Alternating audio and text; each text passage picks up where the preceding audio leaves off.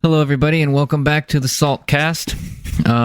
This is kind of going to be a different kind of an episode. We had a problem with our last recording. Bert messed everything up, so he's not going to be. Yeah, he's out of the podcast. He's not in this episode. This is an emergency episode to fill our week, so we're kind of jumping ahead. Yeah, normally this would have been like a news or things that are happening. If you're going to do a Game Awards thing, we probably won't do that now. Instead, we'll just do like a reaction to the results instead of a speculation of them.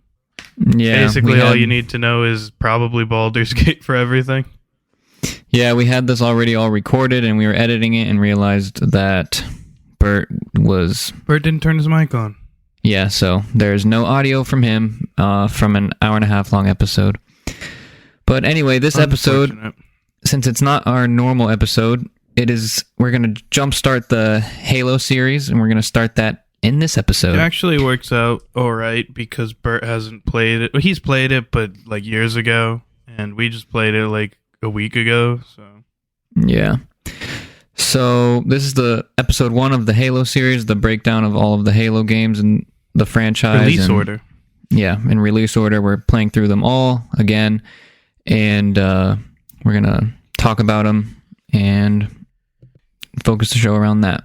So this will be an ongoing thing for a few weeks. Every other week, a Halo episode will come out along with our regular episodes.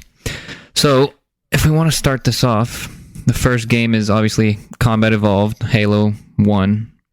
I think Halo 1 is like the most underrated of the series.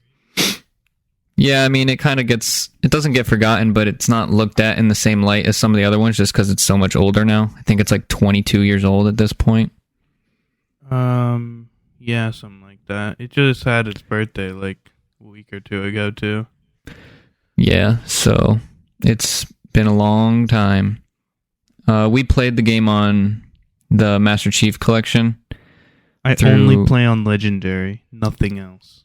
Yeah, we played the game, the entire campaign on Legendary together, so we went through the whole thing pretty recently, so it's all fresh. I would like to give some Halo background, personal background of our Halo pasts. So, okay. Halo is my favorite series ever, favorite game ever. Specifically Halo 3, but like the series in general. Yeah. I think Halo is my most played game. Maybe Minecraft has it just because like there's so many different things that Minecraft is on, so it's hard to like check your hours on it. But at least on Steam, Halo is my most played, and it was my most played on 360 too, when like the original trilogy was, actually, yeah, the new thing. Mm-hmm. So back in like 2019, I think it was December of 2019, Halo came to PC. I was so hyped for it. I played through all of them. I 100%ed all of them. I got every achievement. Played through every game Legendary first. They released them like at a time. It was like Halo Reach, Halo CE a few months later, and then like in chronological order. Yeah. So I would play through whatever the new one that just got released on the PC was. 100% it. I'd do all the skulls, all the terminals, every level, full Legendary, the speed runs, par times, par scores, the lassos, everything. Yeah, it's crazy the amount of stuff that you did for that. It was insane.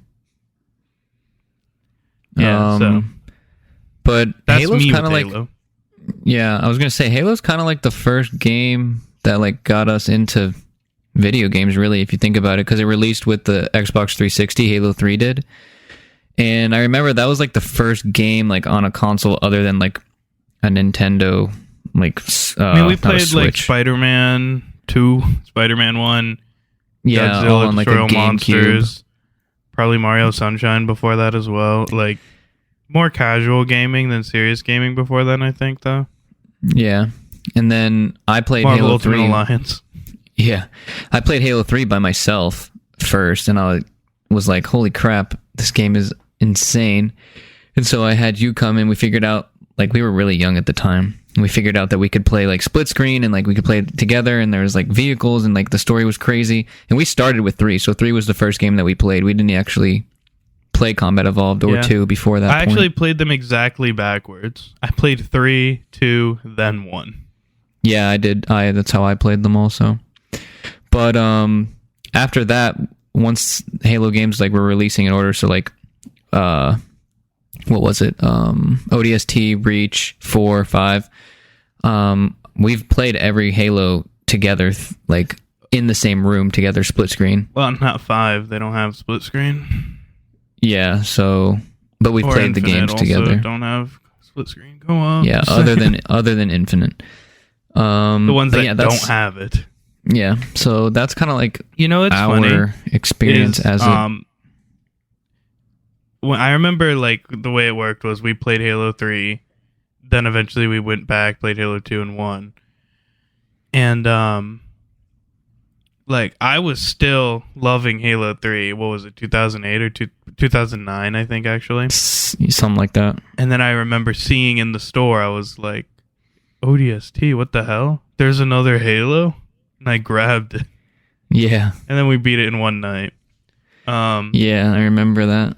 But it was like I didn't hear about it or anything. Not that I would have. I was younger. But the first Halo I remember hearing about was Reach. Like I remember like getting the Game Informer with Reach in it. I was like, Reach is coming out. This is gonna be crazy. Yeah, I know. I remember that too. I remember reading like the Game Informer magazine, like you said, and like seeing it and being like, "Holy crap, this is awesome!" And I had a whole, what do they call them? Like the game guides that they had for Reach. Something like that, yeah. It's like a really thick book. Yeah, we got the collector's edition too of Reach when it came out. 2 of them. Yeah, with like the statue of Noble Team and the journal thing, Halsey's journal behind me right now. Yeah. Do you want to like give like a quick little? So let's like kind of get into Combat Evolved now. So you have like a little bit of our Halo history. Like, do you want to give like a little breakdown of like the story and like what's happening leading into Combat Evolved? Without like spoiling Reach, obviously. Okay, so without spoiling Reach, Combat Evolved is the first released one in the series. It starts with the Pillar of Autumn. You got Keyes and Cortana pulling up out of like. Let's go and pretend like somebody doesn't know anything about Halo. So explain. Okay, you have Master the captain Chief. of the ship and some kind of AI. Captain's called Keyes. Cortana is the blue one. She's the AI. They jump out of like their slip space. I don't know, what is that called in Star Wars? Hyperspeed, whatever it is. Whatever. Like the Space travel. Basically the super fast space travel thing. They jump out of it and they talk about, apparently they were being chased. They were at some planet. They got bodied. They barely escaped. They come out of their super speed and they're like, what the hell is that thing? There's this giant ass ring shaped object. And he's like, I don't know, but they're chasing us. We're landing on it. Yeah, so it's basically a sci-fi world. Like it takes place in like the 26th century, something like that. Basically humanity. 25th. Yeah, humanity is on its back foot, like in a war against an alien species called the Covenant. And the game sets you... Yeah, at that point. And the game puts you in the shoes of humanity's kind of like last hope. He's their like only remaining hero, a Spartan, which is a like augmented super soldier. Like he's like the peak of human like Captain performance. America, pretty much, but with armor. Yeah, he's Captain America with like badass armor, and he carries a gun everywhere. And so you're fighting to save humanity, pretty much. Yeah, so they're like, by the time they come out of their like space travel thing, they start getting boarded, and Keyes is like, wake up our old friend. And that's when like the game starts. They wake you up. You start going through the ship and trying to like get everyone in escape pods or whatever, because the captain is like going to basically crash the ship into this ring. Yeah, and right now like you're on the run, basically. The humans are, at least. Yeah, it's so like, how do we like hundreds of like massive, more advanced, more skilled ships of like these aliens and just the one of you guys, and you've already been taken down. You're basically being shot out of the sky. Pretty much, yeah. To space, I guess. So the game drops you right into the middle of everything. Yeah, so that's where level 1 starts, the Pillar of Autumn. Yeah, how do we want to go through this? Do we want to go through each level and kind of talk about them? We'll talk about gameplay, or do you want to talk about gameplay stuff, or do you want to go story stuff first? I guess we could do the story stuff first as we're just going through the levels, because it'll like work that way, you know? Okay. Yeah, and this episode's being recorded like last minute, so we didn't get the chance to plan because we were panicking to get something out. So we are going to figure this out as we go. So you don't notice this until Halo 2 and kind of Halo 3, but every Halo has the formula, right?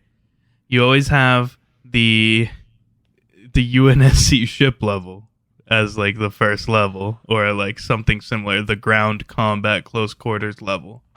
And that's what the Pillar of Autumn is in Halo 1, Halo CE. Yep.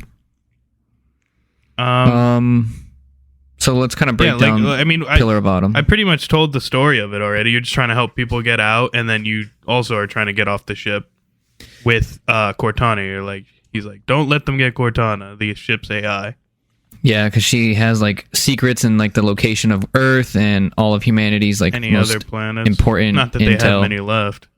Yeah, at this point, the Covenant has destroyed a lot of the human planets, and Earth is the final like stronghold. So you escape the ship in a escape pod. The captain of the ship, Captain Keyes, stays behind with the ship in order to keep his like neural interlink with the ship safe or something like that. Anyway, I mean, I think he's just trying to keep them off us. Yeah. So what is the next level after that? Halo. Okay. Halo. This one are on the ring.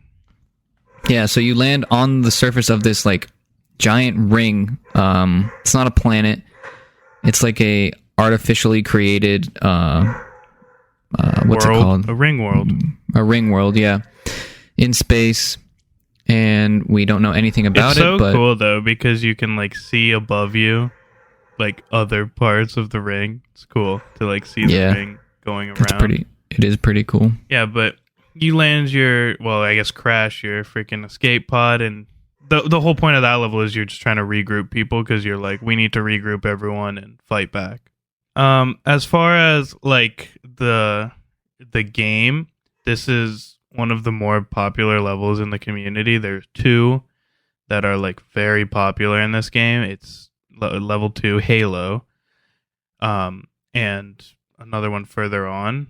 I mean, this level was so popular. This level is basically on its own the entire inspiration for Halo Infinite. Didn't really turn out too well, but yeah. Dang, I just lost my train of thought. I was going to say something, now I forgot.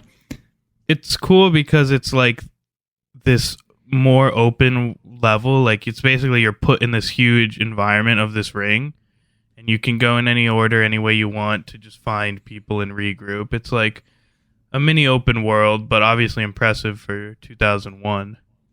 Yeah, that's a good context. Like, this game came out in 2001, so like a lot of the stuff they were doing as developers was like innovative and pretty new and like hadn't been seen before, from combat to traversal to everything. So, and it's on like a much bigger scale too.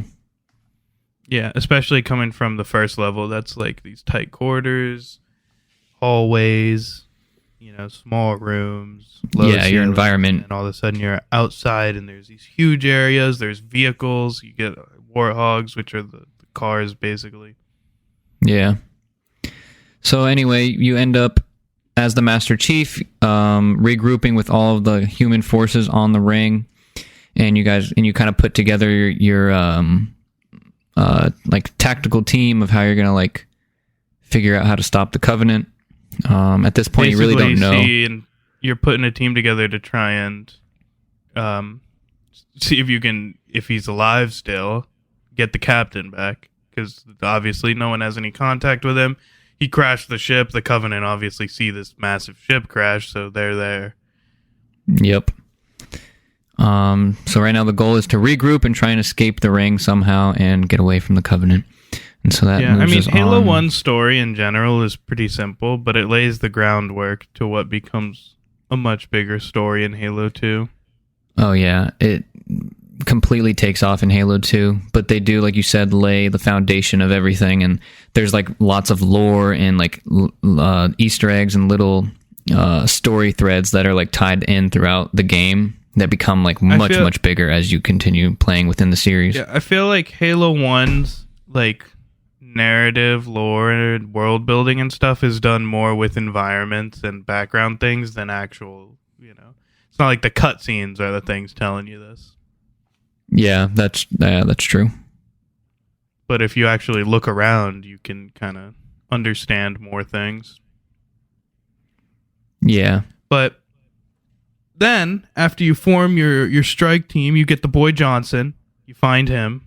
One of the best Halo characters. So good that he wasn't even supposed to be in other games, but people loved him so much they put him in other games. Yeah, at this point, he's not even named.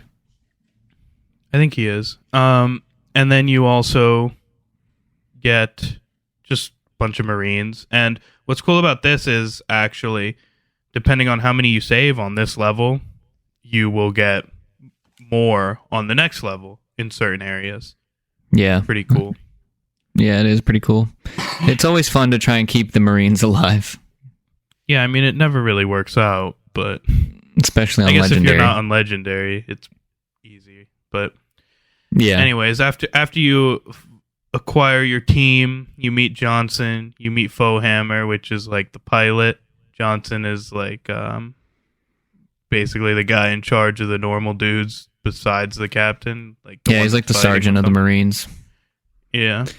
So you get everyone together and they're like, okay, the captain's signal chip thing is coming from this Covenant ship that is like hovering here above the ring. We're all going to go infiltrate it and break them out. Yeah. And that's when we get to level 3, Truth and Reconciliation. I think this is the worst level of the game. Yeah. I don't mind this level, but this is the level where we find out, like you said, Captain Keyes has been captured and we have to go save him. And like it's throughout the story, like now, like you as the player, like you're starting to learn more about like the war that's been happening and the Covenant and the different species within the Covenant. So like it's not just one alien species group; it's like a coalition of multiple different species from different worlds. 3 different ones, but in future games you start to see more. Actually 4. Yeah, you got Grunts, Jackals, Elites, and Hunters. Yeah, I think that's all of them. The Elites are like the alien version of Elites. The Spartans. Yeah, they are the most... The elite units. Yeah. And then you have the Grunts, which is self-explanatory. They're little foot soldiers. And the Jackals, who are like long-range snipers with shields, and they're very annoying. In this game, they have the just god-tier fast fire rate that they shoot plasma pistols so fast it looks like a laser. Yeah. And then the Hunters are like the tanks.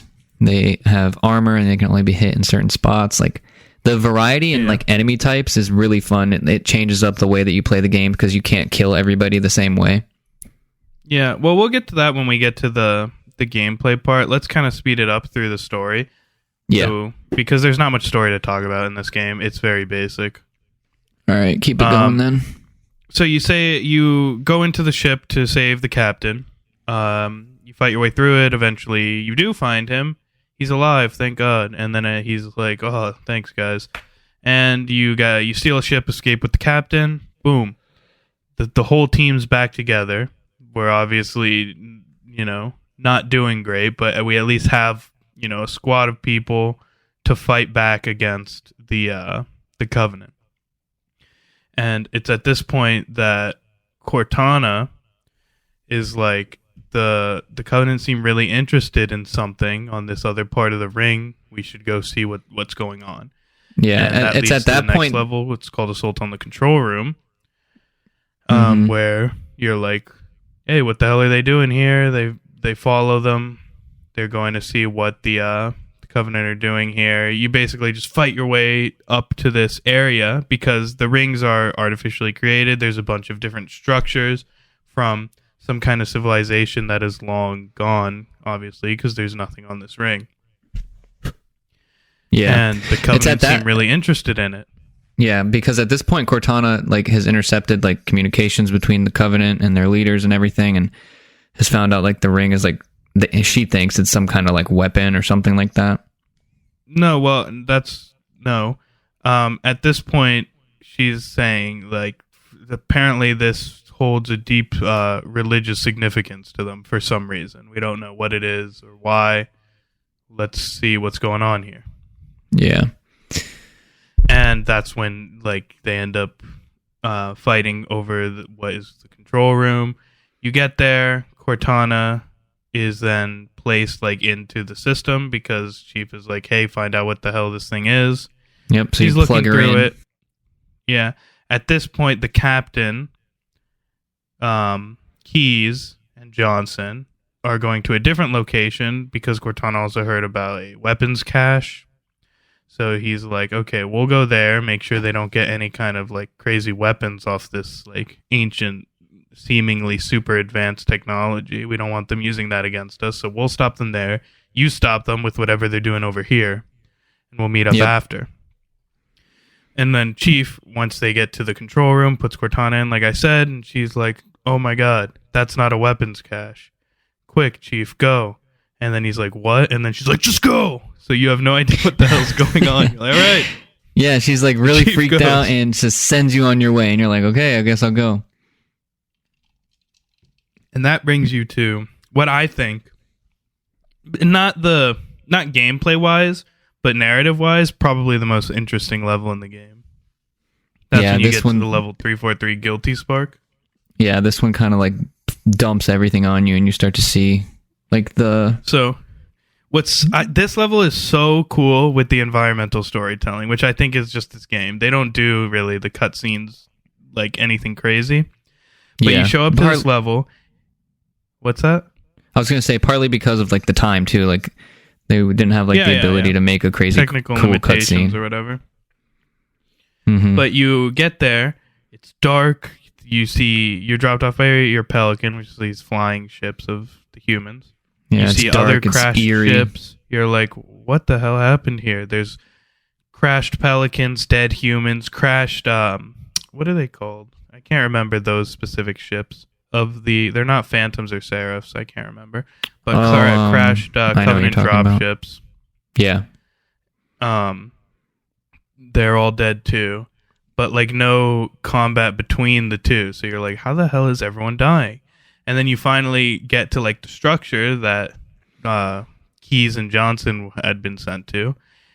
And you see, which is very unusual, you see the Covenant like running away from something. And you're like, what the hell? What is going on here?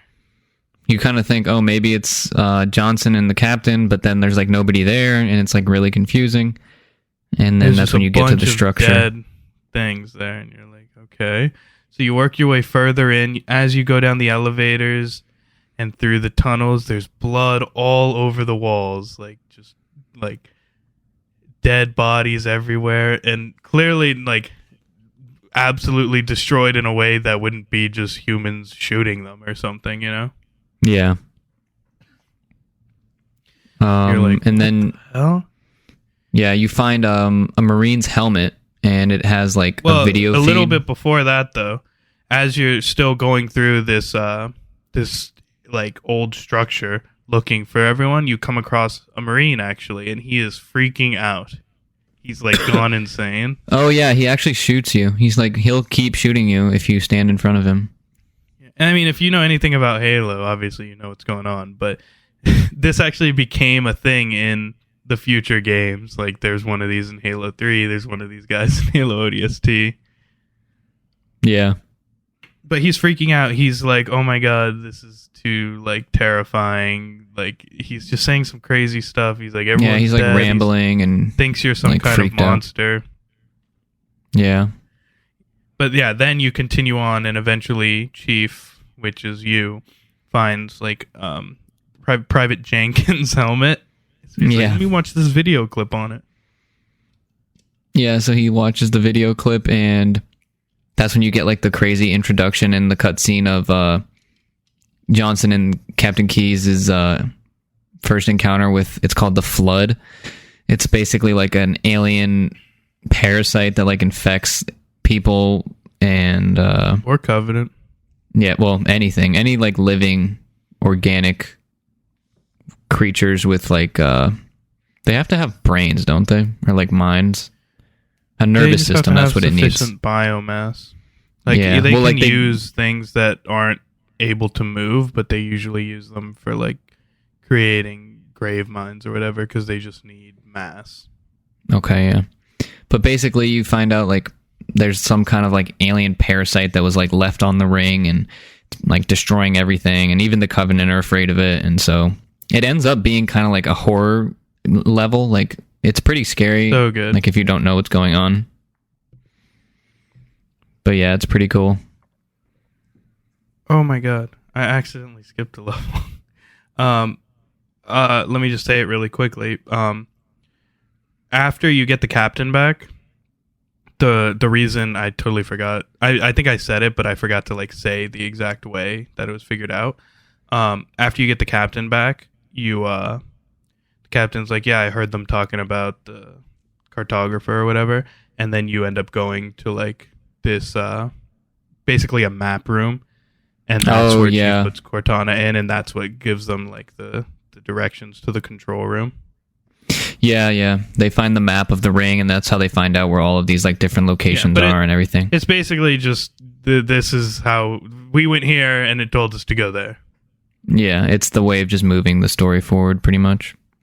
Yeah, but anyway, so on 343 Guilty Spark level. So yeah, after you watch the thing, then the Flood attacks you for the first time, and they're just like these brutal enemies. They're fast. They jump at you. They can infect dead bodies. They fall apart when you shoot them. Yeah, and they move way faster than the Covenant. Like the combat is so different. Like at this point, so it really changes like how you play. Yeah, they sound scary. Oh yeah, man! Some of the noises that they make are so creepy. Human weapons are like not effective against them except the shotgun and the Magnum. Yeah, that's true. Plasma does much better. Plasma works way better. So at that point, Chief is like, now you're fighting your way out of this basically zombie-filled place, and there's still Covenant in there. So then you're fighting like two different battles. Like the Covenant are fighting the Flood, but they're also fighting you, and the Flood are fighting the Covenant, but they're also fighting you, and you're fighting both of them. Yeah, and you're just on your own. Like you're just by yourself in the middle of this giant battle that's going on. Yeah, as far as you can tell, all of the humans died. Yeah. Where is it that so what's next after 343 Guilty Spark? Well, then you escape the Flood containment room building area, or whatever you would call it, and you get outside, and Chief's outside, and then these like robots float in and start attacking the Flood. And it's like, well, they don't seem to be attacking me. And that's when you meet the boy. The glowing, floating eyeball. 343 Guilty Spark. 343 Guilty Spark. He's basically like a floating eyeball. Like, the Flood's released. We need to follow the containment procedure. And he teleports you away. Yeah, and Chief's like, what the fuck is going on? And as a player, too, you're kind of like, holy crap, what is happening? Because the game does a good job of leading you along and not telling you things. But intentionally. You know as much as Chief does. Yeah, so you really feel like you're in his shoes. Yeah, so then this new robot is telling you basically, we need to follow all these steps to activate Halo, which will destroy the Flood. And Chief's like, all right, that sounds good. I want to destroy the Flood. They're pretty scary. Let's do it. And that's when you get to the library, the most hated level of this game. I hate this level. But my favorite level of this game. It is so brutal. Yeah, basically in this level, you're just fighting your way through this like this flood infested, like so much flood area to get to what is basically structure. Yeah, they call it the index, which is basically a key to activate Halo. So he's like, we need to get this, and then we can use Halo, and then the flood won't be a problem. Yep, it's basically the story's MacGuffin to further the plot. The index is. So you fight through the library and you get the index, and then I think Spark teleports you away again, right? Room. So you head back to the control room in a level called Two Betrayals, where Spark, or where it's basically the same area as Assault on the Control Room, but it's a different time of day. It's now snowing, which is really cool. There's more vehicles. There's a lot of this. And this is. I think this is the best level. Like, the library is my favorite, but I think this one's probably the best one. Yeah, and this is where Cortana is too, like where we left her at. So she's still over there. Yeah, so we got to fight our way through this whole thing again, which is this big open area full of vehicles and stuff. But now it's not just the Covenant, it's the Covenant and the Flood. Yeah, it gets crazy. There's flying vehicles, there's tanks, there's all kinds of stuff. Yeah, I mean, we'll get to the gameplay, but then you get to it. You get back to the control room, and he's like, okay, put the index in. You're like, all right. So you put the index in, and Cortana's like, no, because she's still there. Don't do it. She's like, stop. Whatever you do. And Chief's confused, and he doesn't understand why.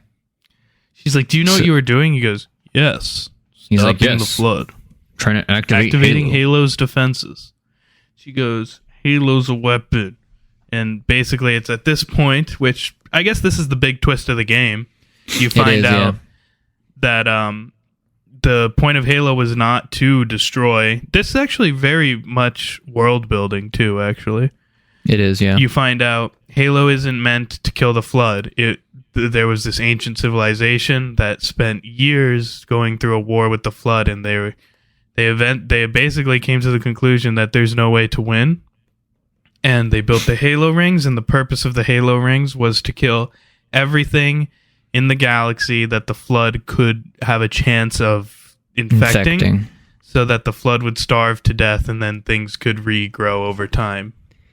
Yeah, I don't think you know it at the time, but that's what happened to this ancient civilization that was so advanced that they had to use the Halo rings, and obviously it killed them all. Yeah, and then 343, Guilty Spark, the little robot, he kind of like explains it and tells you that Cortana is correct and the ring is a weapon and that you should want to fire it because that's what they call them. Does he say the word Forerunners in this? I think he does. I don't know, but he does say Reclaimer. Basically, the humans at this point in the lore got retconned, unfortunately, but we're just going off the trilogy. At this point, Spark is telling you that you need a Reclaimer, which was the ancient descendants of the Forerunners that obviously much earlier in their advancements, but you need a Reclaimer to be able to use Halo. Like, the Covenant can't activate it; a human needs to activate it. Yeah.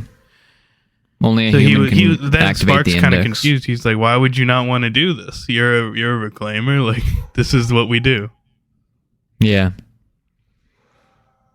So anyway, you decide not to fire the ring, and instead you come up with. Then Spark is like, "Well, if you're not going to help me, I'll just find someone else." And then now you have another faction on you. So all the Sentinels and robots are now fighting you too. So now you got 3 factions against you. Yeah. To add to the chaos. Mm-hmm. And you fight your way out of all of that too. And Cortana's like, well, if he's going to try and fire the rings, we're going to go to the different power stations and shut them down. Like, it won't stop him, but at least we'll be able to slow it down. Yeah, and give yourself a chance.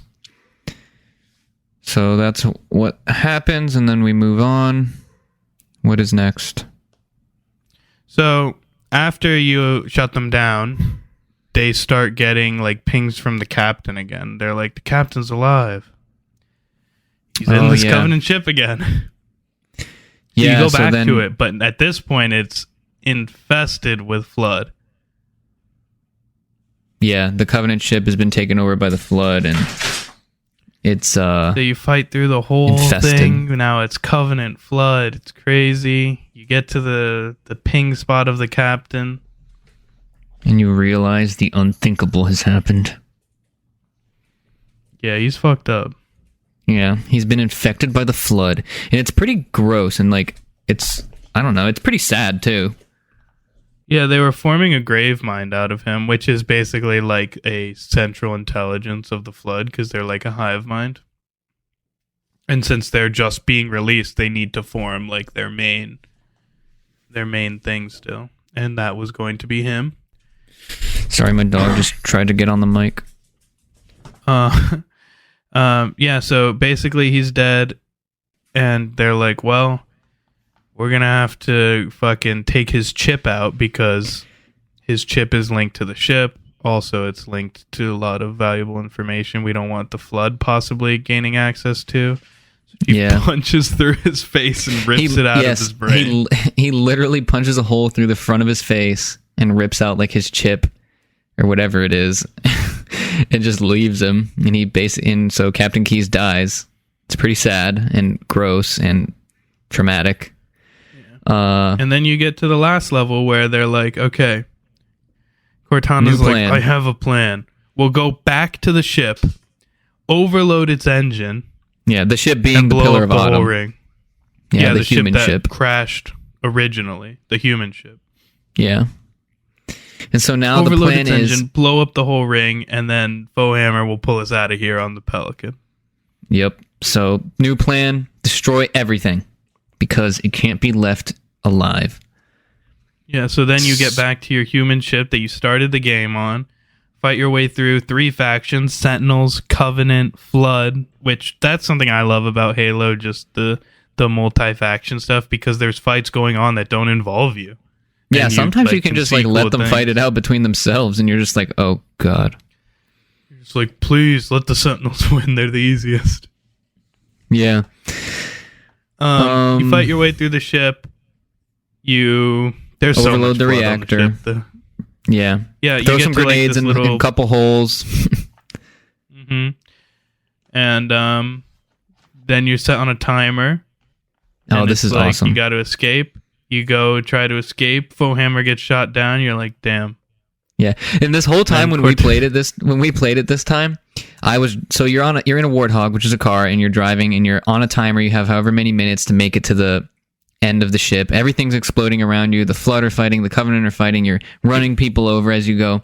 And so I was driving, and you were shooting. You flipped the us gun. like 6 times. Yeah, so our timer was like really low while we were doing this. It was pretty intense. Yeah, I think we finished with 2 seconds. Yeah, well, you didn't finish. You died on the way.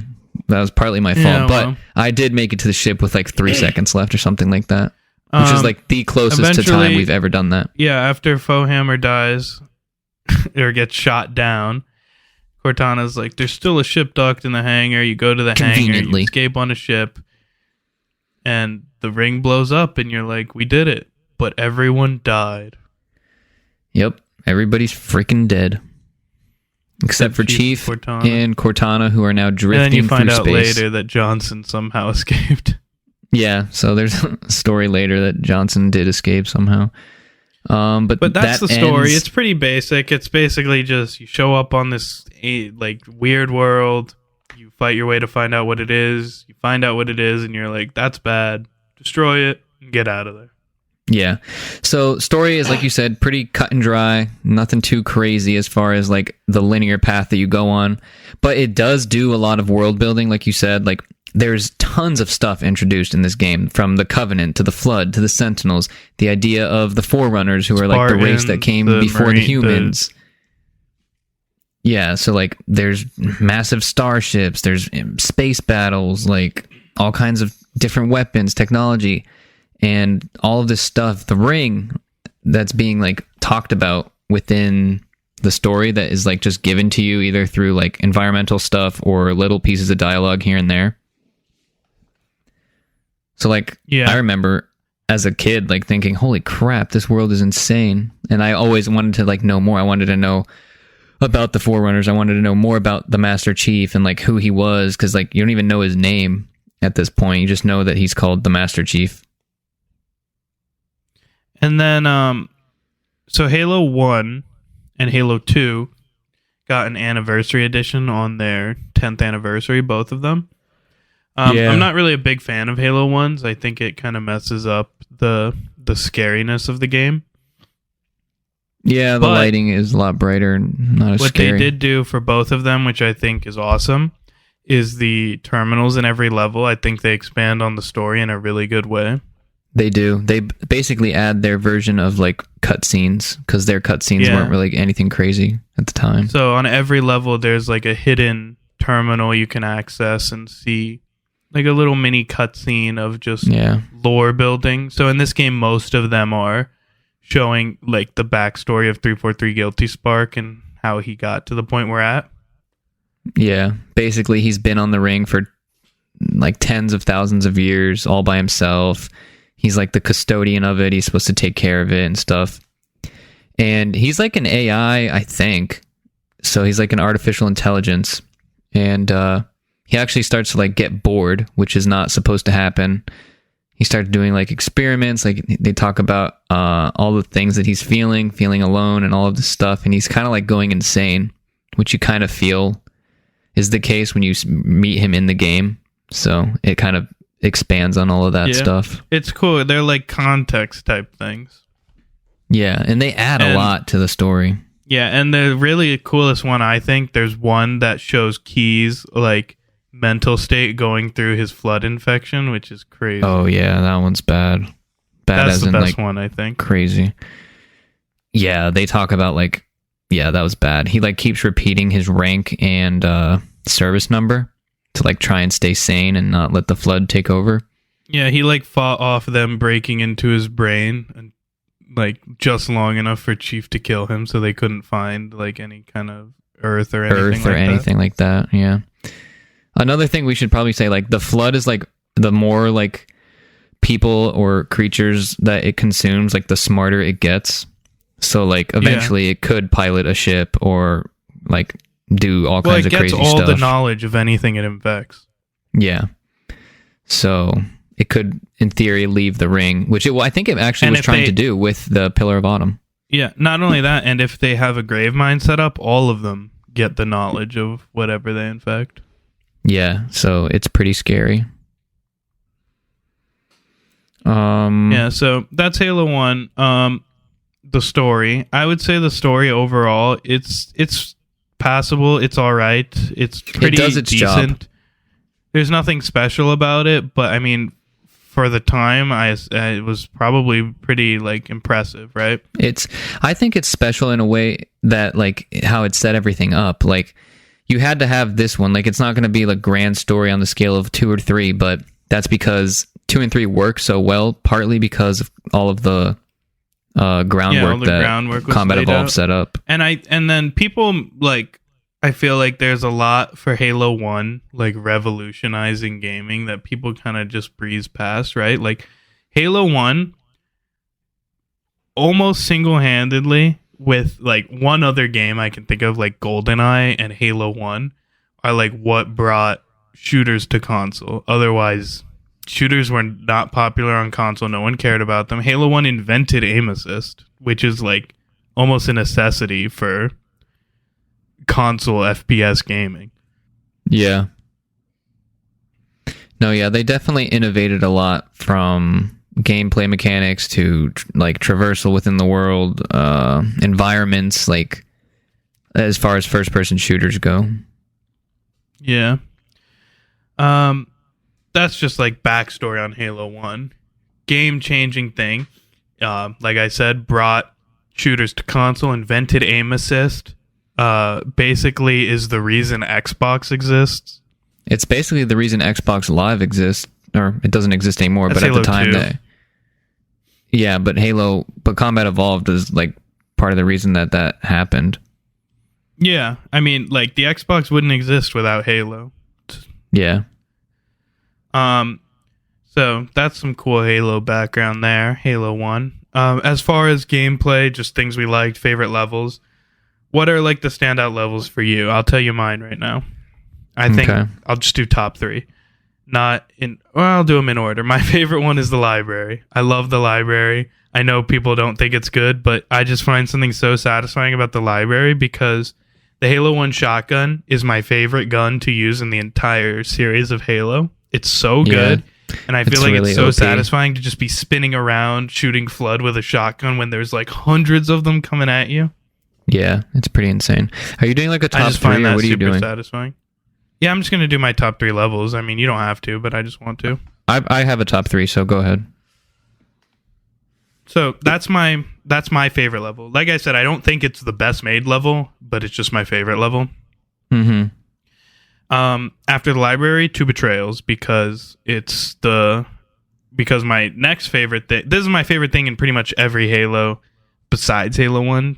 Like Halo 1's the only one where I'm like, I love the shotgun on foot gameplay more than anything else. Normally, I love the vehicle stuff the most, and 2 betrayals has the most of it. So that's why that is my next favorite level. Also, any level where it's snowing is always super cool, and it's snowing on that level. Yeah, that's fun. You just get a lot of variety on that level. You get like a tank section, you get a Banshee section, a Warthog, a little bit of Ghosts, some on foot. Yeah, close quarter stuff. And it's like yeah, and then like again, another thing that is consistent for me through all the games. I love the levels when all the factions are in them fighting each other. And that's one of only 2 of the levels that you have the Sentinels, the Flood, and the Covenant all fighting. Yeah. So that's my second. And then my last one is the Maw, which is the last level. Honestly, I think it's actually pretty mid, except for the end of it. Actually, I take that back. Maw is 4th. Silent Cartographer, that's my 3rd. Yeah.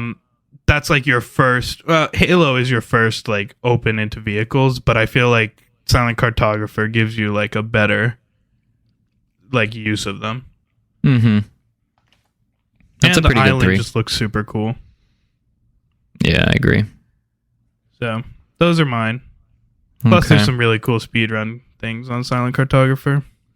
Yeah, that's cool.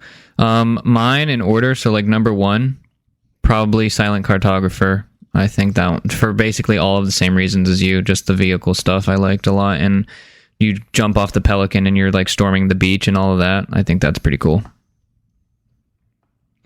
Right. Number 2, I got 343 Guilty Spark, not because of like any gameplay thing, but just the story of that level, like that first introduction to the Flood. Like it's pretty scary and terrifying, so for that reason I have that one at 2. And then 3, I have the Maw, just because like the Warthog run at the end is awesome, and I think adding the timer makes it even more fun. Yeah, the Maw is probably my my 4th. That's my honorable mention. Yeah, those are good lists. I'm a big fan of that one. Yeah. And other gameplay things you want to say about Halo 1? Anything you don't like? Anything you do like? I have a couple if you want me to go first. Yeah, you go first real quick. Go ahead. Okay, so Halo 1, something I don't like. Halo 1's vehicles will kill you way too easily from like running you over. If you just tap someone with a car in that game, they drop dead. Yeah, that's true. You can literally just bump them and they will die instantly. Also, Halo 1 has like the weirdest physics, I feel like, of the original trilogy. Like things are a little bit more floaty. It's the only one that doesn't use the Havoc engine. I don't know if the newer ones do, the 343 ones, but I know Halo 1 is the only one of the original trilogies, Reach and ODST, that does not use it. So yeah, I think the 343 ones use the Slip Space engine. Well, like the Havoc engine is only for physics. All the Halo games use a modified version of the Blam engine. Oh, okay. But yeah, like Halo 1, they made their own physics, and then the rest of them were like modified versions of the Havoc physics. Oh, okay, gotcha. Anyways, so that's one thing. What I don't know if this is unpopular opinion or not, but something about Halo 1's AI, I feel like is actually better than some of the newer ones, like Halo 2 or 3. I feel like Halo 1's AI is way, way smart. Yeah, I'm glad you brought that up because I was thinking that too, and I almost forgot. But like compared the to AI other games is like of the brutally time, smart in this game. It's ahead of the game. It's ahead Oh, of the yeah. game, obviously, in 2001. But I even feel like today it feels smarter than a lot. Like to me, they feel smarter than Halo 2 or 3. Well, I mean, even at the time, like they take cover when their shields go down. So like the They elites have rush shields. you when your shields go down. Yeah, so like the AI in this game is super smart. It's just as good as some of the other ones. If you get a grenade stuck on an elite, since they're like the honorable elite warriors, they run at you and try and kill you. If you stick on a grunt, the grunt runs to elites to try and help them get it off. Yeah.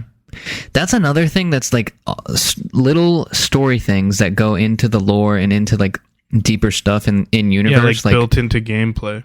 Yes, that is. I love that stuff. So like you just get or little like bits jackals of character are so from the confident elites until their shields go down. Yeah, jackals will be right up on you until their shield goes down, then they start running away. Yeah, so, like stuff like I've that is always pretty thought cool. that Halo AI is like ahead of the game from Halo 1 to now. Yeah, you're gonna know more about like the gameplay mechanical stuff as far as that stuff. You know more about everything Halo than me, but the stuff that I do know about more is like the lore stuff and story stuff. So that's more of the stuff that I'll be able to talk about. If you do manage to kill an elite, all the grunts start freaking out. Yeah, sometimes they'll just scatter after you kill the leader, which is the elites. Yeah. Sometimes if you kill all the grunts, the elites get pissed and pull their swords out. Yeah. What's it called? Is there ever any mention of the Arbiter in this game? No. Okay. I mean, the only grunts talk. Oh, okay, yeah. Even in the terminals? Oh, yeah, no, because they're all about Spark, pretty much. Never mind. Sparker keys. Yeah. It's kind of cool. You get little bits of, like, so in the anniversary edition of Combat Evolved, there's, like, a little Easter egg in the last level where you see Linda, her, oh, yeah. her, like, name like on a screen. Pod, status. Yeah, it says like ejected or something like that, which is kind of cool because her life pod actually was ejected, and they do find her. For anybody that doesn't know, Linda is another Spartan that at the time when Halo 1 came out, nobody thought any other Spartans existed except for Chief.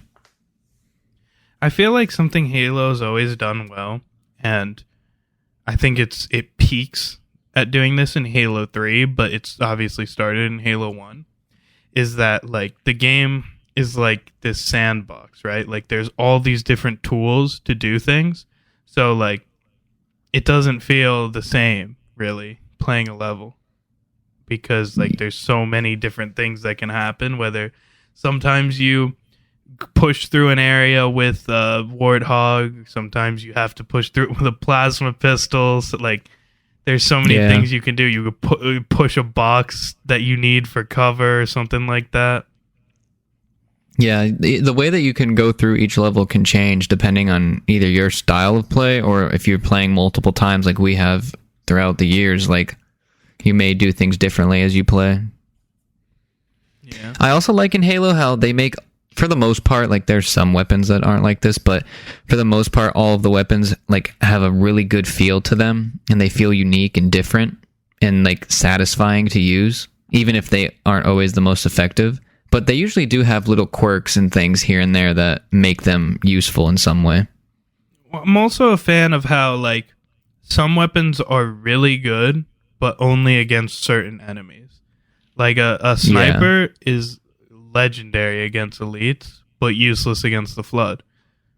Mm-hmm. Plasma is really good against shields, but not so much when they don't have them. Yeah. I bullets like are good against things like a Magnum or whatever, any kind of precision weapon. I mean, in Halo 1, it's only the Magnum, but in other Halos, you have different precision weapons are good against non-shielded enemies. Yep. Yeah, I like all of that kind of stuff too. And those are things that add story elements also, and like different information about different So it's enemies. like you form your kit as you're playing the game. You're like, well, I'll hold this in my back pocket in case I run across these guys later, and I'll use this for now because I'm running into a lot of these. Yeah, or a certain enemy is coming up, so you're like, okay, let me make sure I have this or that or whatever. Yeah. And it's with pretty each cool. game, you just get more tools in your toolbox to use, you know? Like, yeah, and there's so many enemy types in this game, like from the Sentinels to the Flood to all of the different species in the Covenant. Like, there's a lot. Yeah, Sentinels, there's 2 different Flood types, there's 4 different Covenant types. And then there's obviously vehicles. There's 1 Ghosts, Banshees, Wraiths, so 3 different vehicle types. Then sometimes they can get in hogs. Yeah, it's pretty cool. Oh yeah, there's tanks too in the game. I forgot about that. Yeah. I mean, Halo 1's short. There's because of story-wise, there's not much to talk about. But I think that's all I really got going for that one. Overall, it's a great start, and this is. I won't get too far into it because I'll save it towards the end, but I think that in like 90% of cases, Halo managed to improve with every release for its original trilogy. Oh yeah, I agree with that.